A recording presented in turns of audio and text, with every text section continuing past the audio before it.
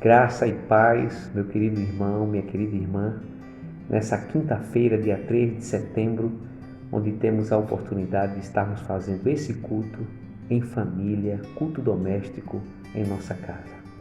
Eu quero convidar você a abrir a palavra de Deus na primeira carta de João, no capítulo 3, versículo 4. Primeira epístola de João, capítulo 3, versículo 4. A palavra do Senhor nos diz assim: todo aquele que pratica o pecado também transgride a lei, porque o pecado é a transgressão da lei. Vamos orar nesse instante? Muito obrigado, Senhor, pela leitura da sua palavra. Que o Senhor nos ajude agora a meditar nela, no nome do Senhor Jesus. Nós temos nesse versículo bíblico um conceito sobre o que é pecado. E na linguagem de João, ele diz que pecado é a transgressão da lei de Deus. Na Confissão de Fé de Westminster, no capítulo 6, seção também de número 6, onde fala que o pecado é a transgressão da lei, nós encontramos o seguinte enunciado: todo pecado, tanto o original quanto o atual, sendo transgressão da justa lei de Deus e a ela contrário e pela sua própria natureza, torna culpado o pecador.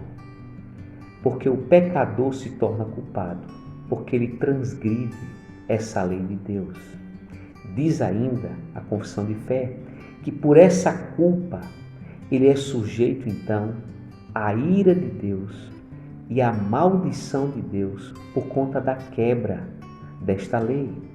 Em Efésios capítulo 2, versículo 3, o apóstolo Paulo nos diz assim, que também nós andávamos outrora segundo as inclinações da nossa carne, fazendo a vontade da carne e dos pensamentos, e éramos por natureza filhos da ira, como também os demais.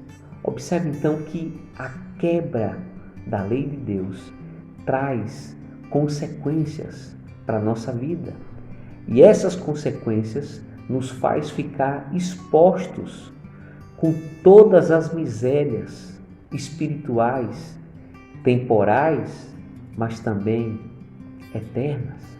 É isso que diz ainda o apóstolo Paulo na segunda carta aos Tessalonicenses, capítulo 1, versículo 9, quando ele diz assim: estes que quebram a lei de Deus e trazem sobre si consequências por causa do seu pecado, sofrerão penalidades de eterna destruição. Observe a consequência agora posterior, ele vai dizer: banidos da face do Senhor e da glória do seu poder. Então você percebe então nessa reflexão sobre o que é pecado e as suas consequências, que o pecado então original é uma violação tão real da lei quanto os pecados individuais. Que tanto o pecado original quanto os pecados individuais, eles constituem, na verdade, uma transgressão da lei de Deus, estando então sujeitos à ira do próprio Deus e ao castigo infindável, eterno do inferno. Mas somente e através da graça de Deus que está na pessoa de Jesus Cristo, o pecador que está no estado de miséria espiritual e destinado a um castigo eterno, ele poderá ser perdoado, justificado e cancelado os seus pecados pela obra de Jesus Cristo na cruz do Calvário. Ao pensar no pecado, pensamos então também na graça de Deus. Efésios 2:8, pela graça sois salvos, mediante a fé. Isso não vem de vós, é um dom de Deus, e não vem de obras para que ninguém se glorie.